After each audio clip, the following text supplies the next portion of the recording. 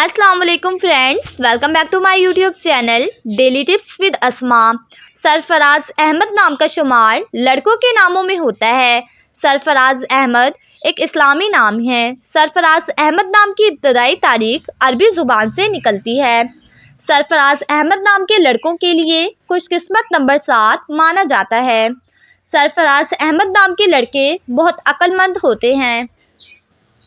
सरफराज अहमद नाम के लड़कों के लिए खुशकिस्मत दिनों में इतवार, मंगल और जुमेरात का दिन शामिल है। सरफराज अहमद नाम का मतलब है मुक़द्दस, तारीफ़ किया हुआ। सरफराज अहमद नाम के अफराद के लिए मुवाफिक पत्थरों में सबसे कीमती पत्थर शामिल है। सरफराज अहमद नाम के लड़कों में ज़्यादातर बहादुर लड़के पाए जाते हैं।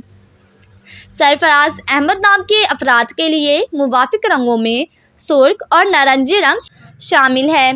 खुशकिस्मती वाली धातों में हिंसों के हिसाब से तांबा शामिल है।